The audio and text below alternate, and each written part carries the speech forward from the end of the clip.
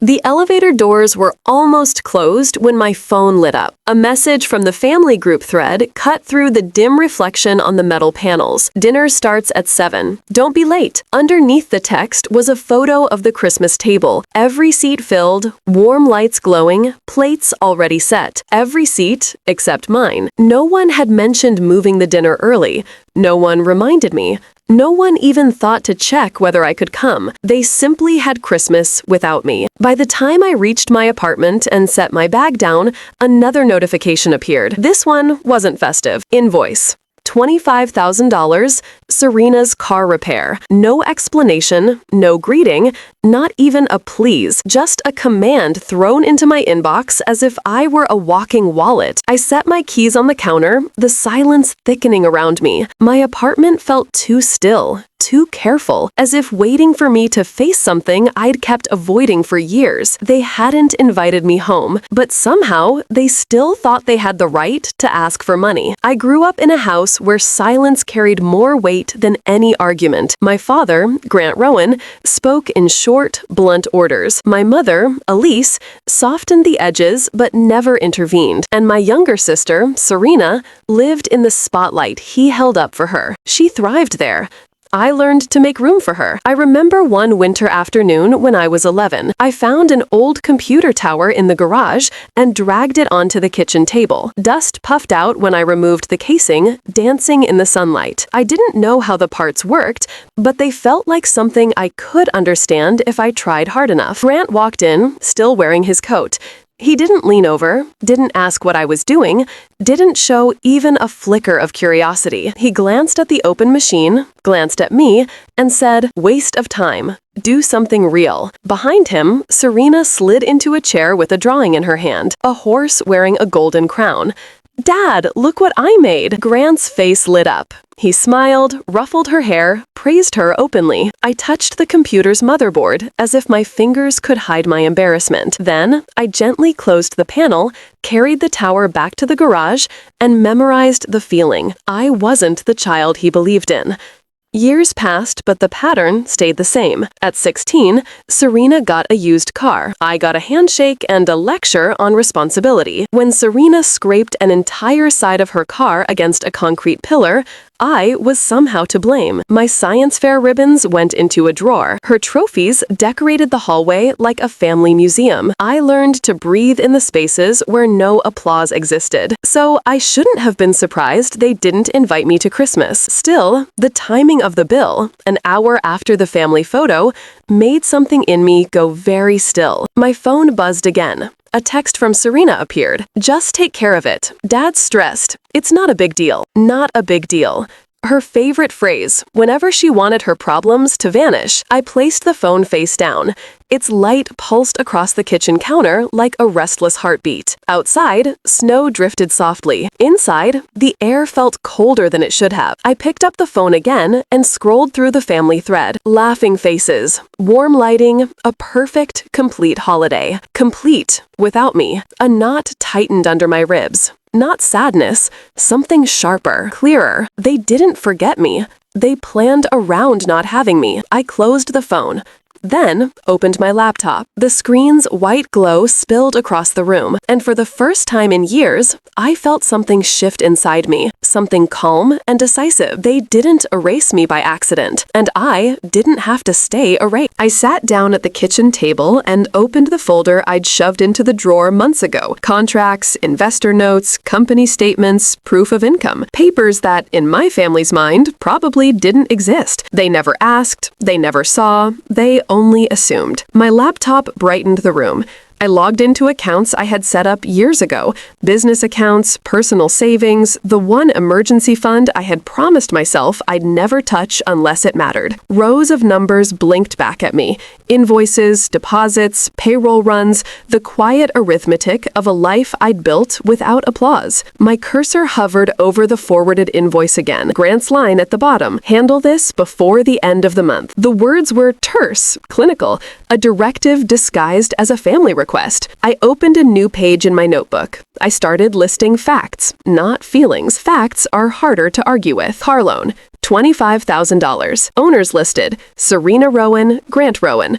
My name, Not on any loan documents. Christmas invite. None. Photo sent after dinner started. Pattern, presents optional. Contribution expected. I drew a clean line under the list and breathed out. The handwriting felt deliberate.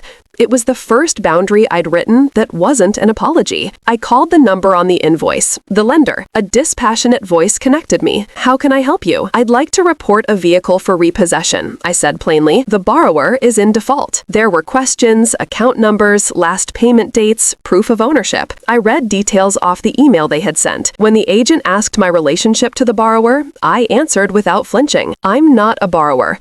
I was forwarded this bill. I'm contacting you because there's been a misunderstanding. I am not responsible for this loan. There was a pause on the line long enough that I considered whether the agent would ask why I'd called at all. She didn't. She took the info, verified addresses, and told me the lender would initiate the next steps. The flatbed would be scheduled if the borrower didn't respond. When I hung up, it felt like closing a small door. Not malicious, a practical motion. I wasn't trying to punish anyone. I was simply refusing to be their safety net any longer. After the call, I drafted an email. I didn't open with accusation. I opened with clarity. To Grant Rowan, CC, Elise Rowan, Serena Rowan. Subject: regarding the car. I will not be covering the repair invoice. The loan documents do not list me as a borrower, and I am not financially responsible for Serena's vehicle. Please arrange payment directly. Short, factual, signed with my name. No flourish, no invitation for debate. I hit send. The small click of the outbound email felt decisive, the kind of small, real sound that signals a boundary has shifted. That night, I slept in a way I hadn't in years. Not because I felt untroubled, but because the edges around the problem had become defined. There was a softness that comes from not being adrift anymore. Morning arrived with the phone buzzing like a trapped insect. Voicemails stacked up. My thumb hovered before I listened. Grant's voice, clipped, breathless. Call me back. Then another. This is not how family behaves. Then a string of texts. Pleading, angry, accusatory. You did this. You cost us the car. You always make things about you. I deleted some of them without opening. I left others unread. The ones I played were all the same. Strained, taut, full of hurt that translated into blame. A picture appeared in the thread a little while later, sent from an unknown number. My stomach dropped before I even opened it. It was Serena's car being loaded onto a flatbed, snow spattering the windshield. Serena stood on the porch in slippers, arms crossed tight, face raw. Grant stood behind her, phone in his hand, eyes fixed, almost as if he wanted me to be there to take the blame. A text followed. We need to talk. Answer your phone. I set the device down and made coffee instead. The ritual steadied me. By noon, I was at the office. The workday swallowed me. Meetings, code reviews, a legal sync. Kai, my co-founder, eyed me briefly and then left me to my focus. He knew the quiet that carried weight and didn't prod it. At 5, footsteps approached my door. The elevator chimed. The smell of cologne and the scent of winter coats preceded them. M, Grant said as he entered without waiting for an invitation. Serena shadowed him. Elise hovered behind. Grant, I said, standing where I was. My tone was steady. He didn't waste time. You had no right, he began. You embarrassed us. You cost us money. You billed the cost of Serena's accident to someone who isn't on the loan, I replied calmly. I refused. Family helps each other, he snapped. We help when it matters. Family also invites people, I said. It doesn't bill them in the group thread. For a moment, there was real confusion on his face, as if the social contract he'd relied on had torn in a place he hadn't expected. He looked at Serena, who was trying to steady her anger with an old reflex. Lash out so someone else will step in. There's nothing to discuss, I added. I will not be your default. The words landed like a measured step. Grant muttered something under his breath and turned toward the door. Serena followed him out with a last glance that was equal parts accusation and pleading. Elise paused in the doorway, fingers resting on the frame. I'm glad you're safe, she said quietly. Then she left. The office felt strangely empty after they left. The city skyline pressed beyond the glass, indifferent. I sat back down and opened my laptop again. Not to check messages, but to get back to work. It was the thing I knew how to do that didn't require me to be anything other than myself. That evening, the phone was uncharacteristically quiet. No barrage of texts, no more pictures. The silence was almost audible, the kind that follows a small rupture and waits to see how it will heal. I brewed a cup of tea, went out onto the balcony, and let the cold air clear my head. Snow drifted past the street lamps. For the first time since I'd been a child, watching my father's praise land elsewhere, I felt the space between what was asked of me and what I owed. I wasn't angry in a way that consumed me. I was firm.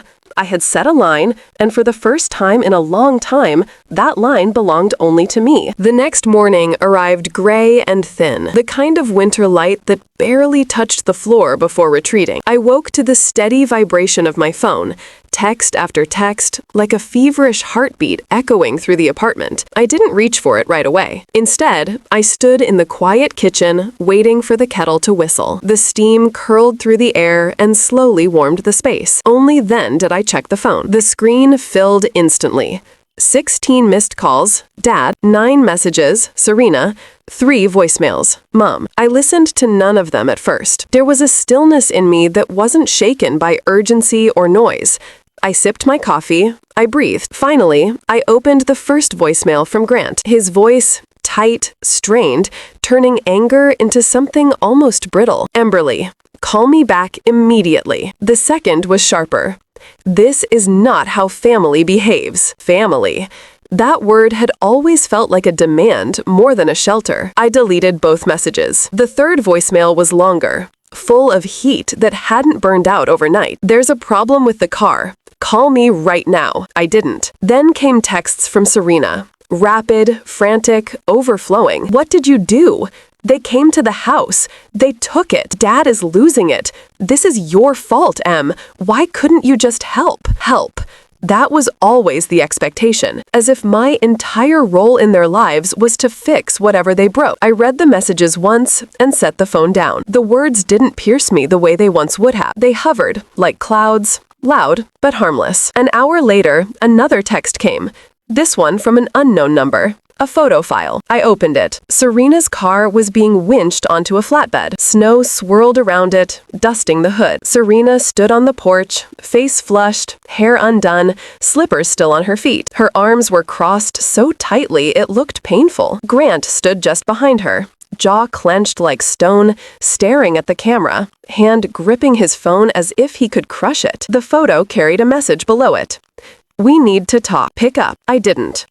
The image didn't fill me with guilt or triumph. It filled me with confirmation. This was what happened when responsibility met honesty. Their emergency didn't belong to me anymore. By the time I reached the office later that morning, the noise of my phone dulled to a distant hum. Denver sunlight flashed off the glass building, the lobby echoing softly with footsteps and distant conversations. On the engineering floor, Kai looked up from his monitor. You good? He asked gently. I nodded. Just dealing with some family fallout. He nodded back, knowing better than to dig deeper. Kai understood quiet pressure. He respected it. We moved through the day. Meetings, product briefs, code reviews. The rhythm of work steadied me.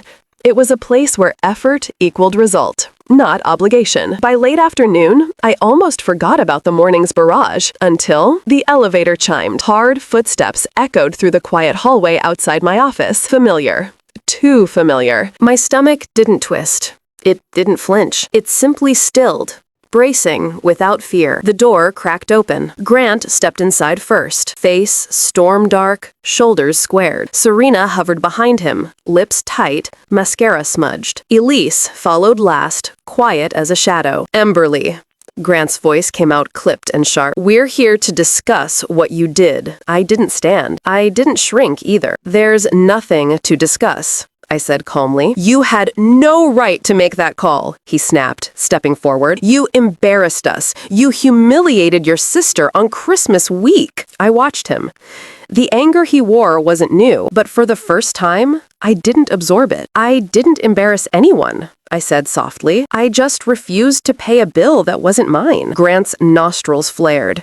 He pointed at the desk. You will call the lender and straighten this out. Today. No, I said. The word was small, but it was absolute. Family helps each other, he shouted. Family also invites each other to holidays, I replied. You didn't invite me. You only sent the bill. Serena flinched. Her eyes flicked away from mine. Elise licked between us, breath catching quietly. Grant's jaw tightened. There was a fracture in his expression, a realization he didn't want, but couldn't stop. Enough, he said. You will fix this. I'm done fixing things for you, I said. The silence that followed was dense, heavy, decisive. Something shifted in Grant's face. Not understanding, recognition. For the first time in my life, he saw that I wasn't returning to the role he had carved out for me. He stepped back abruptly, turned, and walked out. Serena hesitated at the doorway. Her voice trembled with a mix of bitterness and disbelief. You didn't have to do it like this, she whispered. I didn't respond. She left. Elise lingered for a moment, her hand touching the doorframe gently, as if she were anchoring herself. I'm glad you're safe, she said quietly. Her voice cracked just slightly. Then she, too, stepped out. The door closed with a soft click. Precise. Final. I let out a long breath. The office was quiet again. Still, the hum of distant servers filled the silence. For the first time in years, the quiet didn't feel empty. It felt like authority, like oxygen. That evening, after the confrontation at the office, my apartment felt different when I stepped inside. Quieter. Not the heavy silence that waits for the next obligation, but a softer one. Like the walls had finally stopped expecting something from me. I set my keys down on the counter. No new messages lit up my screen. No missed calls. No voicemails waiting like traps. Just quiet. Steady, natural, almost peaceful. I changed into a soft sweater, made a cup of tea, and walked to the window. Denver stretched out beneath me, glowing in warm pockets of yellow and white. The skyline flickered like constellations drifting in slow motion. The world outside didn't demand anything of me. It didn't care whether I paid a bill that wasn't mine. It didn't punish me for drawing a boundary. It simply existed. I leaned slightly toward the glass, the way I always did when I was thinking. Somewhere on the street below, a siren murmured in the distance, fading as quickly as it appeared. Then I opened the balcony door and stepped out. The cold air touched my face, clean and sharp. Snowflakes drifted through the streetlights like pieces of quiet falling to the ground. I wrapped both hands around the warm mug and let the steam rise into my face. For the first time in a long time, the silence wasn't empty. It wasn't angry. It wasn't punishment. It was spacious. A space big enough to fit who I actually was. A space that didn't require me to shrink or bend or apologize for not being what someone else wanted. I thought about my mother's earlier message, the only one that didn't carry blame or pressure. Are you safe? That question stayed with me more than any demand or accusation. It echoed gently across the cold air of the balcony. Was I safe? Yes. For the first time, yes. I wasn't safe because I had avoided conflict. I wasn't safe because someone protected me. I wasn't safe because things were gentle. I was safe because I chose myself. I breathed in deeply, the air biting the inside of my lungs in a crisp, clean way. Loneliness and peace can look similar, but this wasn't loneliness. This was relief, a release I didn't even know I had needed for years, a loosening of a burden I had carried since childhood, always waiting for the next blame, the next demand, the next quiet dismissal. It was strange how something so soft, a quiet balcony at night, could hold something so strong. I took another sip of tea, felt it warm my hands and chest, and realized something simple. Distance wasn't cruelty.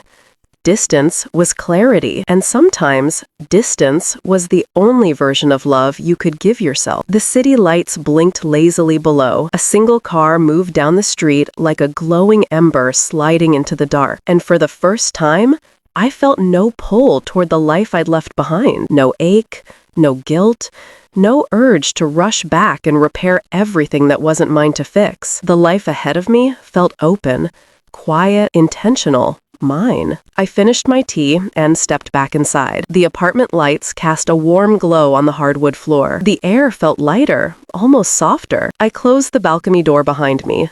The latch clicked softly, gentle, final, Whole, I stood in the quiet and let it settle. People think letting go is the hardest part, but standing there, in the dim light of my own home, I understood something else. The hardest part isn't letting go.